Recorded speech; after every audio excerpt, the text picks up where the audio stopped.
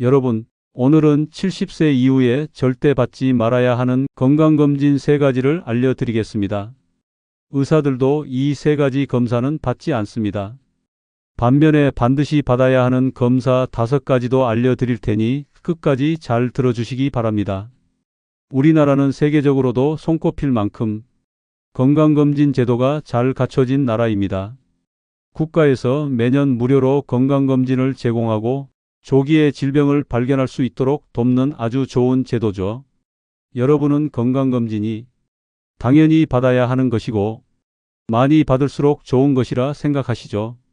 그런데 그 익숙한 생각이 70세 이후에는 오히려 독이 될 수 있다면 어떠시겠습니까? 70세 이후에는 불필요한 건강검진은 오히려 독이 될 수 있습니다. 제가 이렇게 단호하게 말씀드리는 데는 이유가 있습니다.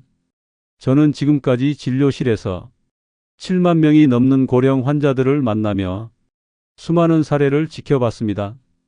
그리고 그중 가장 안타까웠던 이야기들 대부분이 불필요한 검진에서 시작된 고통이었습니다. 단지 수치 하나가 기준을 벗어났다는 이유로 더 정밀하게 보자며 끝없는 검사와 약물, 반복된 병원 진료, 그 결과 몸보다 마음이 먼저 지쳐버린 분들 적지 않습니다. 세계적인 의학저널에 따르면 75세 이상 고령자 중 약 60% 이상이 실제로 필요 없는 검사를 받고 있으며 그로 인해 불필요한 치료와 부작용에 노출되고 있다는 사실이 밝혀졌습니다. 여러분이 잘 아는 대장 내시경, PET, 종합혈액검사, 이런 검사들이 젊은 층에겐 유익할 수 있지만 노년기에는 상황이 전혀 달라집니다. 잘못된 기준, 무의식적인 불안 유도, 그리고 기계적으로 반복되는 검사 시스템. 그 안에서 노인의 삶은 지켜지지 못한 채 의심과 불안, 부작용만이 쌓여가고 있는 현실. 저는 그걸 직접 목격해 왔습니다. 오늘 영상 끝까지 보셔야 하는 이유를 말씀드리겠습니다. 지금부터 제가 알려드릴 내용은 단순히 이 검사는 하지 마세요 라는 차원이 아닙니다. 어떤 검사가 나에게 진짜 필요한가? 70세 이후엔 왜 검진의 기준이 달라져야 하는가? 어떤 검사는 내 건강보다 오히려 생명을 해칠 수 있는가? 그리고 진짜 건강을 지키는 방법은 무엇인가? 이 내용을 아신다면 검사 결과 한 줄에 휘둘리며 불필요한 스트레스와 치료에 시달리는 일은 분명히 줄어들게 될 겁니다. 그리고 무엇보다 남은 인생을 더 건강하고 평온하게 지키는 길을 스스로 선택하실 수 있게 됩니다. 저의 오랜 친구의 실제 이야기부터 시작해서 왜 70세 이후의 검진은 전혀 다른 기준으로 접근해야 하는지, 그리고 실제 환자들이 겪은 가슴 아픈 사례들을 하나씩 풀어드릴 예정입니다. 혹시 지금 정기검진을 받아야 하나 말아야 하나 고민 중이시라면 이 이야기를 반드시 들어보셔야 합니다. 구독과 좋아요 눌러주시고 첫 번째 이야기부터 잘 들어보세요. 얼마 전 일이었습니다. 올해로 85세 된 저희 오랜 친구 장호성 씨는 종합병원에 건강검진을 받는다기에 따라갔습니다. 그날 병원에서 피검사 결과 일부 수치가 기준치에서 살짝 벗어났다는 이유로 담당 의사는 CT 촬영, 조직 검사, 여러 정밀 검사를 권했습니다. 순간 저도 의사임에도 불구하고 살짝 당황스러웠습니다. 지금 이 연세에 이 모든 검사가 꼭 필요할까? 혹시 몸에 더 큰 부담을 주는 건 아닐까? 그래서 조심스럽게 물어보았습니다. 선생님, 이 나이에 이 검사가 정말 의미 있는 결과를 줄 수 있을까요? 그러자 그 젊은 의사 선생님은 조용히 고개를 끄덕이며 이렇게 말했습니다. 솔직히 말씀드리자면 연령에 따라 검사 효용이 많이 달라지긴 합니다. 그런데 시스템이 그렇게 되어 있어서요. 저는 그 말을 듣고 왜 이런 시스템이 아직도 그대로일까 답답함이 밀려왔습니다. 그리고 참으로 씁쓸했습니다. 여러분, 우리가 당연하게 받아들이는 국가건강검진 제도는 기본적으로 40대, 50대 성인 기준으로 설계되어 있습니다. 이 말은 70세 이상 고령자에게는 그 기준이 어울리지 않을 수 있다는 뜻입니다. 예를 들어볼까요? 30대, 40대에 비해 신진대사 속도가 느려진 노년기에는 약간의 수치 변화는 지극히 자연스러운 현상입니다. 콜레스테롤 수치도 마찬가지입니다. 젊은 사람에겐 위험 신호지만 70세 이후엔 조금 높은 수치가 오히려 생존율을 높인다는 연구 결과도 있습니다. 하지만 지금의 검진 기준은 그 미세한 차이를 이상소견으로 분류해 곧바로 추가 검사, 약물, 병원 진료로 이어지게 만듭니다. 그리고 그 과정에서 몸이 아니라 마음이 먼저 병들어가는 일이 너무도 많습니다. 제가 진료했던 76세 박기훈 선생님, 종합검진에서 폐에 작은 결절이 발견되었다는 소견을 받았습니다. 결국 6개월 넘는 시간 동안 MRI, CT, 조직검사, 대기, 재검사, 병원을 오가며 온몸에 피로가 쌓였고 결론은 정상입니다. 하지만 박 선생님은 이렇게 말씀하셨어요. 그 6개월 동안 난 매일 죽음을 생각했어. 아무 일도 없었는데 말이야. 몸에 병이 없었는데 검사 하나로 인생이 흔들린 겁니다. 검진 자체가 문제라는 뜻이 아닙니다. 검진을 어떻게 받아야 하는지를 바르게 알아야 한다는 이야기입니다. 70세 이후에는 무조건 많이 받는 검사가 아니라 내 몸에 꼭 맞는 검사만 선별해서 받는 것이 훨씬 더 중요합니다. 무분별한 검사와 불필요한 치료는 몸의 회복력을 떨어뜨릴 뿐 아니라 삶의 즐거움까지 앗아갑니다. 이제는 내가 받을 필요가 있는 검사는 무엇이고 피해야 할 검사는 어떤 것인지 분명히 구분하셔야 할 시점입니다. 지금부터는 진짜로 우리에게 필요한 검사는 어떤 것인지, 그리고 70세 이후 꼭 챙겨야 할 건강 항목은 무엇인지 하나하나 설명드리겠습니다. 저 남민철이 수십 년간의 임상 경험을 바탕으로 가장 중요하다고 판단한 5가지 검진만 정리해서 말씀드리겠습니다. 이건 불안하게 만드는 이야기가 아니라 여러분의 시간을 아껴주고 삶의 질을 지켜주는 방향입니다. 지금부터 집중해서 들어주세요. 이 부분부터가 정말 중요합니다. 여러분, 검사를 무조건 피하라는 말이 아닙니다. 정말 필요한 검사는 있습니다. 다만 모든 검사를 다 받을 필요는 없다는 것, 그 기준을 분명히 아는 것이 중요합니다. 제가 지금부터 말씀드릴 5가지는 수십 년간 고령 환자들을 진료하며 직접 체득한, 그리고 국내외 노인의학 학회에서 공통적으로 권고하는 필수 검진 항목들입니다. 첫 번째는 혈압 측정입니다. 가장 기본이지만 가장 중요한 검사입니다.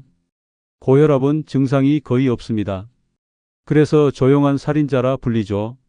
특히 70세 이후에는 혈관이 점점 딱딱해지고 심장이 예전처럼 유연하게 뛰지 못하기 때문에 혈압의 미세한 변화가 큰 사고로 이어질 수 있습니다. 실제로 고혈압 관리 하나만 잘해도 뇌졸중, 심장마비, 실명, 신장 기능 저하 같은 무서운 합병증을 크게 줄일 수 있습니다.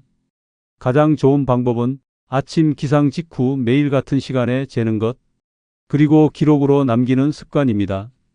저의 집사람도 매일 아침 혈압을 재며 하루를 시작하고 있습니다. 오늘도 심장이 잘 뛰고 있구나.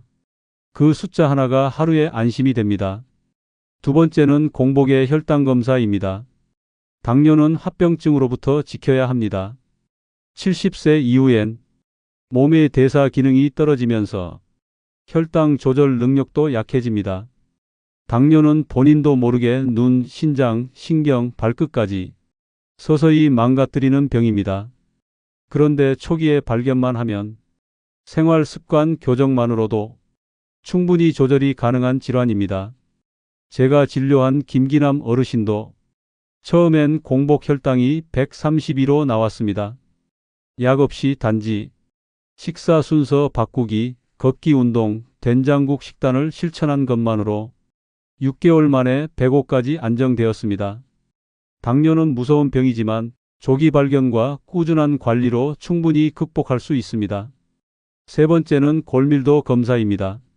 조용히 무너지는 뼈 반드시 확인해야 합니다. 특히 여성 어르신들, 폐경 이후 골밀도는 급격히 떨어집니다. 골다공증이 있으면 단 한 번의 낙상으로도 허벅지 골절, 침상생활, 전신쇠약, 이 무서운 악순환이 시작될 수 있습니다. 검사는 간단합니다. 한 번의 엑스레이 촬영으로 뼈의 밀도와 강도를 측정할 수 있습니다. 그리고 진단이 나오면 칼슘, 비타민 D 보충, 가벼운 체중 부하 운동만으로도 충분히 뼈 건강을 지킬 수 있습니다. 제 고향 친구도 67세에 골다공증 진단을 받았지만 식단과 걷기, 보충제 관리로 지금 85세에도 계단 오르내기를 거뜬히 하고 있습니다. 네 번째는 청력과 시력 검사입니다. 청력과 시력은 외로움과 우울을 막는 연결의 문입니다. 나이가 들면 자연스럽게 청력, 시력이 떨어집니다. 문제는 이걸 그냥 나이 탓이라 여기고 방치한다는 점입니다. 하지만 그 작은 불편이 사람들과의 대화 단절, TV도 보기 힘들고 음악도 멀어지고 결국 외로움과 고립, 그리고 우울증으로 이어지는 경우가 많습니다. 안경 하나로, 보청기 하나로 다시 세상과 연결되는 분들을 저는 수없이 많이 봐왔습니다. 검사 자체는 어렵지 않습니다. 간단한 기기와 몇 가지 질문만으로 청력과 시력 상태를 충분히 파악할 수 있습니다. 다섯 번째는 우울감 선별 검사입니다. 우울증 때문에 몸보다 마음이 먼저 무너질 수 있습니다. 특히 사랑하는 배우자를 먼저 떠나보낸 이후 자녀들과 멀리 떨어진 생활을 하시는 분들, 겉으론 괜찮아 보여도 속으로는 깊은 무력감, 불면, 무의욕 상태에 빠지는 분들이 많습니다. 우울증은 더 이상 감정 기복이 아닙니다. 정확한 질병이고 치료할 수 있는 상태입니다. 간단한 설문과 대화만으로도 우울 위험 신호를 조기에 발견할 수 있고 상담, 약물, 생활 습관 개선을 통해 삶의 활력을 다시 찾을 수 있습니다. 그냥 나이 들면 다 그래요. 그 한마디에 마음을 방치하지 마세요. 자, 여기까지가 제가 수많은 환자들과의 만남을 통해 70세 이후 반드시 필요한 검진 5가지입니다. 혈압, 혈당, 골밀도, 청력 시력, 우울감, 이 5가지만 제대로 챙기셔도 건강이 70%는 지켜낼 수 있습니다. 이제 문제는 무엇을 해야 하느냐보다 무엇을 하지 말아야 하느냐입니다.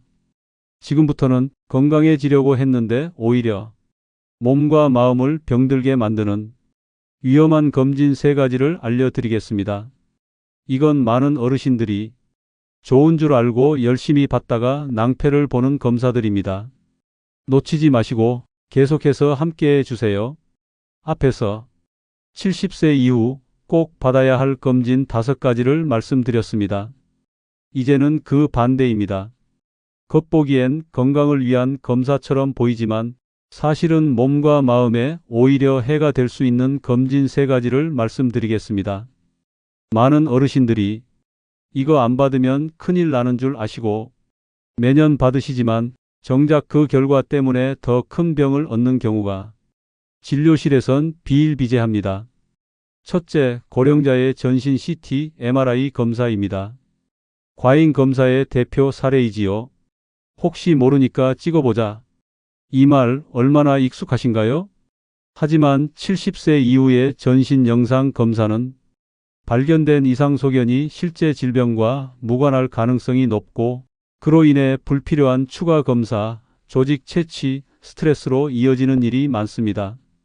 제가 진료했던 78세 박 선생님은 종합검진에서 폐에 아주 미세한 그림자가 보인다는 말을 듣고 6개월 동안 CT를 2차례, 조직 검사를 1번, 병원 3곳을 오가셨습니다. 결과요? 정상입니다. 나이 드시면 흔히 생기는 변화입니다. 하지만 박 선생님은 이렇게 말씀하셨죠. 6개월 동안 하루도 마음 편히 잠든 적이 없었습니다. 검진이 병을 막은 게 아니라 건강한 사람을 환자로 만들어버린 셈입니다. 물론 의심이 분명한 경우라면 필요합니다. 하지만 단지 나이 많으니까 혹시 몰라서 하는 검사라면 신중히 판단하셔야 합니다. 둘째, 대장 내시경의 무분별한 반복 검사입니다. 이것은 장 건강보다 위험이 더 큽니다. 젊은 분들에겐 대장 내시경이 매우 중요한 예방 검사입니다. 하지만 고령자의 경우 이 검사가 오히려 더 큰 부작용을 일으킬 수 있습니다. 특히 80세 이상에서는 장천공, 출혈, 탈수 같은 검사 후 합병증이 젊은 층에 비해 최소 3배 이상 높게 나타납니다. 저희 병원에 다니시는 82세 이 여사님은 과거 내시경 중 장에 미세한 천공이 생겨 일주일 입원 치료를 받으셨습니다. 검사 후 오히려 장 건강이 더 나빠지고 식사도 불편해졌고 체중까지 줄었다고 하셨습니다. 중요한 건 과거 용종이 없었고 가족력도 없고 증상도 없다면 무조건 반복할 필요는 없다는 것입니다. 이 연령대에선 분별력 있는 선택이 필요합니다. 검사는 단순히 의심이 아닌 근거가 있어야 진행해야 합니다. 셋째, 암 검진에 대한 오해입니다. 암은 늦은 발견보다 무의미한 발견이 더 위험합니다. 암 검진 누구나 걱정하시죠? 하지만 문제는 수명이 10년 이상 남지 않았거나 중증 질환을 이미 가지고 있는 고령자에게는 일부 암 검진이 삶의 질을 떨어뜨릴 수 있다는 점입니다. 특히 조기암 발견 후 적극적 수술과 항암 치료를 했지만 회복 과정에서 오히려 삶의 의욕과 체력이 급격히 떨어진 사례, 저는 너무 많이 봐왔습니다. 제가 기억하는 한 어르신은 84세에 대장암 초기 진단을 받고 수술을 선택하셨지만 회복이 어려워 이후 1년간 거의 병원 침대에서만 지내셨습니다. 그분의 마지막 말이 아직도 잊히지 않습니다. 내가 정말 잘한 선택이었을까? 그저 손자들과 제주도 여행이나 한 번 더 다녀올 걸 그랬어. 물론 암이 의심되거나 명백한 증상이 있다면 검사는 필수입니다. 하지만 혹시 몰라서 하는 검진이라면 이제는 의미보다는 결과의 무게를 먼저 생각하셔야 할 나이입니다. 검사보다 더 중요한 것, 나에게 맞는 기준입니다. 우리는 너무 오랫동안 정상 수치, 건강 수치, 위험 기준이라는 단어에 지배당해 왔습니다. 하지만 여러분, 70세 이후의 건강은 숫자가 아니라 삶입니다. 정상 수치 하나에 마음 졸이고 치료받고 침대에 누워버리는 게 과연 진짜 건강일까요? 이제는 검사보다 더 중요한 내 몸의 목소리를 듣고 삶의 질을 기준으로 삼는 판단이 필요할 때입니다. 여러분, 지금까지 어떤 검사를 꼭 받아야 하고 또 어떤 검사는 오히려 피해야 하는지 자세히 말씀드렸습니다. 하지만 여기서 더 중요한 게 있습니다. 건강을 지키는 가장 강력한 방법은 생활 속의 작은 실천입니다. 많은 분들이 검진만 받으면 안심, 약만 잘 챙겨 먹으면 괜찮다, 이렇게 생각하시는데요. 저는 오히려 그 반대라고 생각합니다. 진료실에서 늘 보는 건 병을 막은 분들은 약이 아니라 습관을 바꾼 분들이라는 사실입니다. 지금부터 저 난민철이 직접 실천하고 있고 수천 명의 환자분들께도 권해드린 70세 이후 진짜 건강을 지키는 5가지 일상 습관 차근차근 알려드리겠습니다. 1. 아침 햇살 아래 매일 30분 걷기. 걸을 수 있다는 건 곧 내 몸이 아직 살아있다는 증거입니다. 특히 아침 햇살을 받으며 걷는 건 심장과 근육을 깨우고 비타민 D 합성에도 도움이 되며 우울감도 줄여주는 최고의 보약입니다. 매일 30분, 공원이 아니라면 집 앞 골목이라도 괜찮습니다. 속도보다 중요한 건 꾸준함입니다. 실제로 걷기를 3개월 이상 실천하신 분들이 혈당, 혈압, 수면의 질이 눈에 띄게 개선됐습니다. 2. 하루 6잔의 따뜻한 물 마시기. 나는 목이 안 마른데요? 라고 하시는 분들 많죠. 하지만 70세 이후에는 갈증이라는 감각이 무뎌집니다. 즉, 몸은 이미 말라가고 있는데 스스로는 잘 느끼지 못하는 상태인 겁니다. 이럴 땐 의식적으로라도 하루 6잔 따뜻한 물을 작게 나눠 드셔야 합니다. 물을 잘 마시는 것만으로도 혈액순환, 신장 건강, 피부 상태까지 모두 개선됩니다. 물 마시는 게 귀찮다 하시던 분들도 2주만 실천해 보시면 몸이 확실히 달라졌다고 말씀하십니다. 3.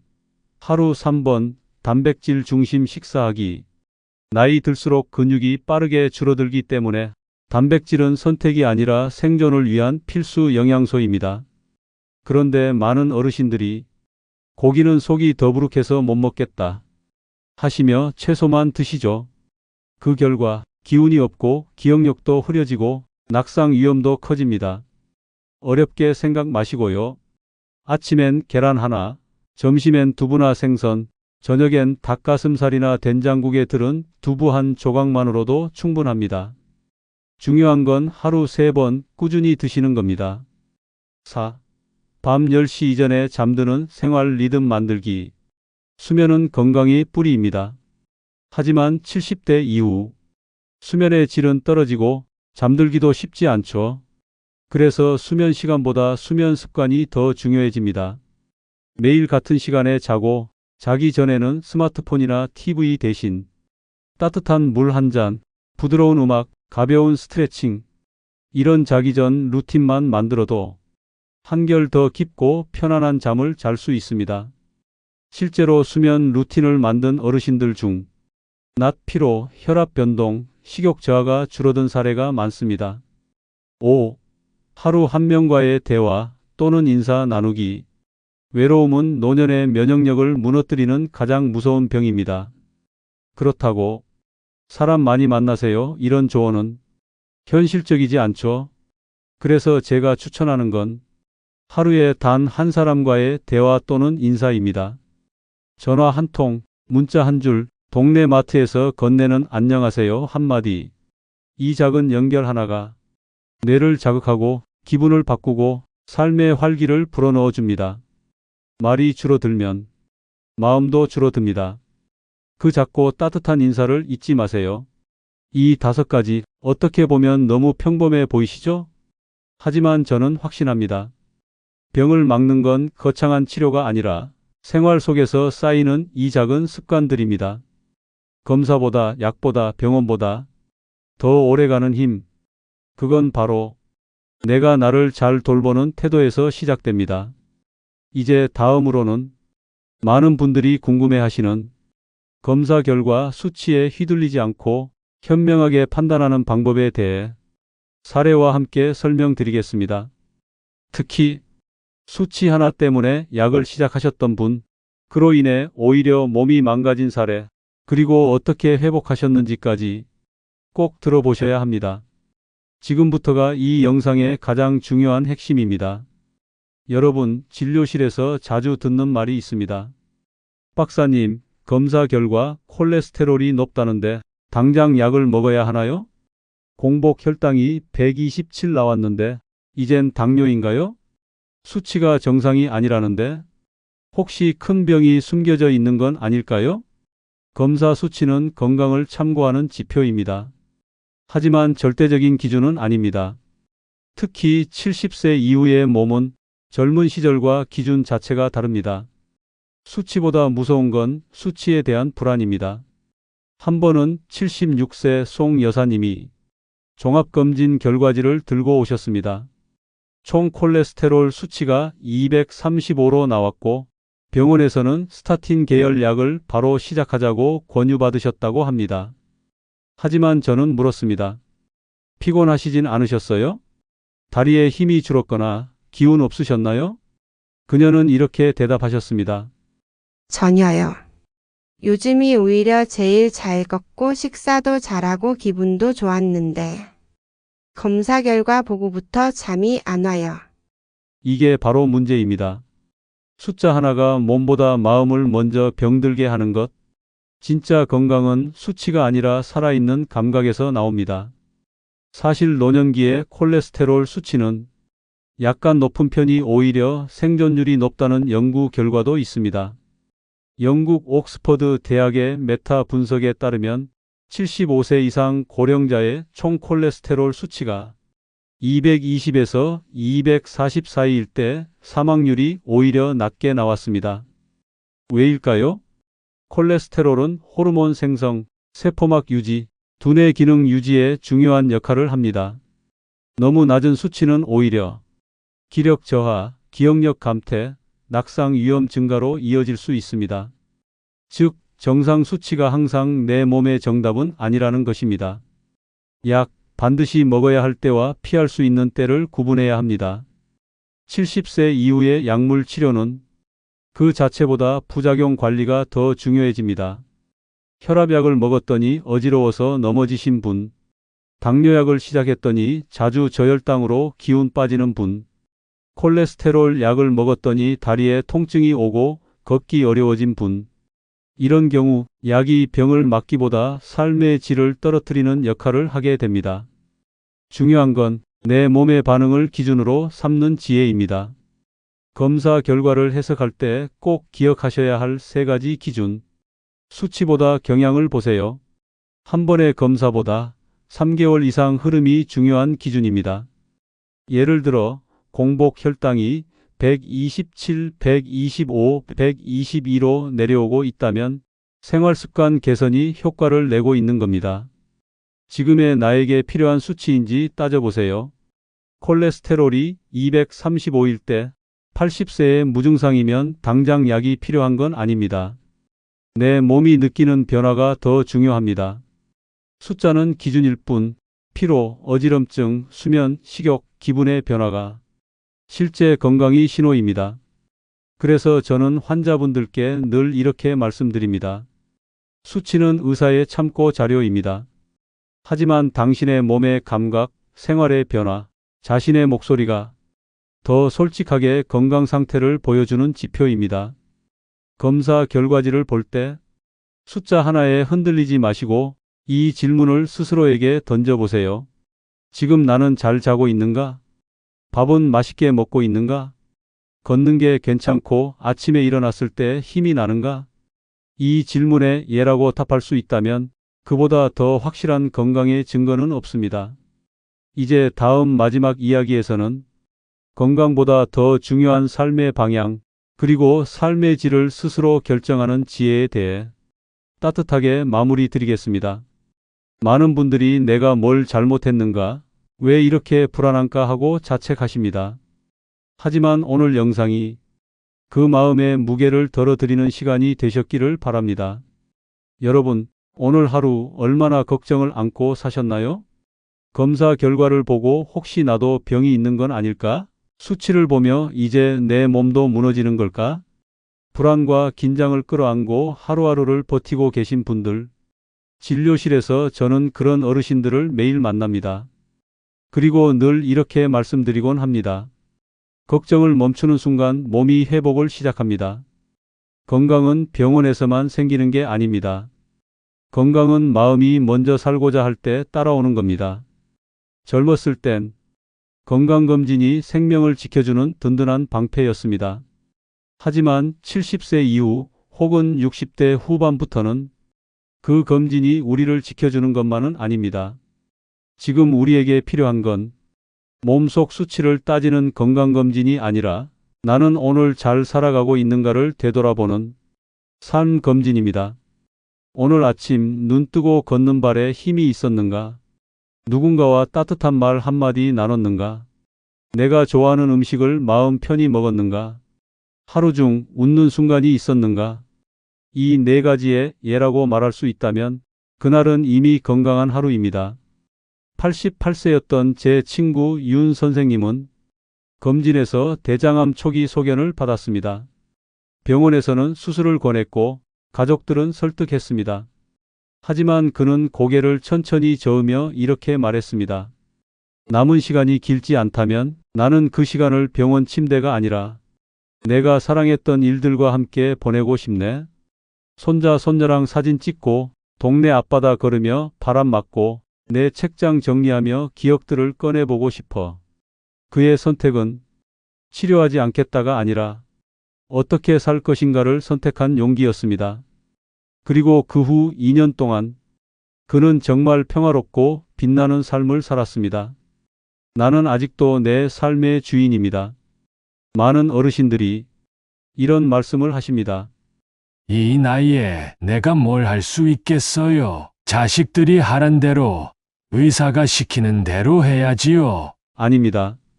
지금 이 순간에도 여러분은 자신의 삶을 스스로 결정할 수 있는 주체적인 사람입니다.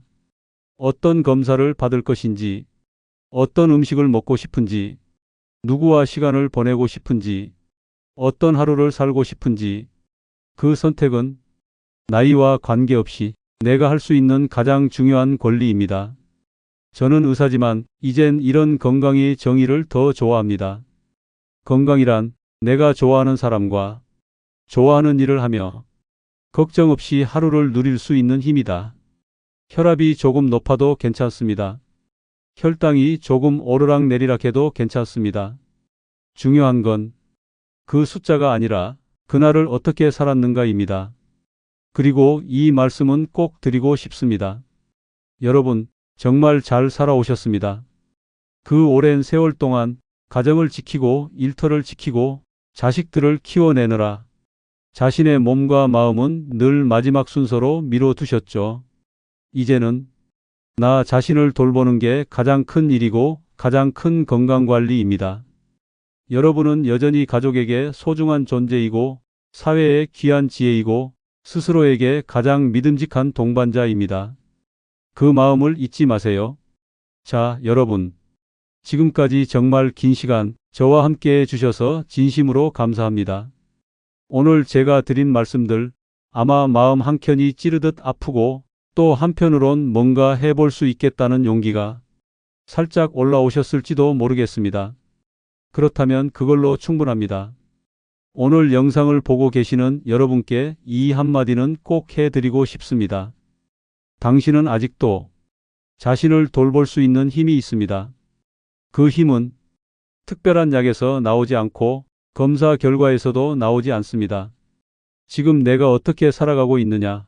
그 질문에 당당하게 나는 나를 잘 돌보고 있다고 답할 수 있다면 그게 바로 최고의 건강입니다.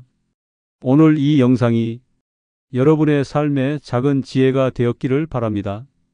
그리고 그 지혜가 여러분의 하루를 더 따뜻하게, 여러분의 내일을 더 건강하게 이끌어가기를 진심으로 응원합니다.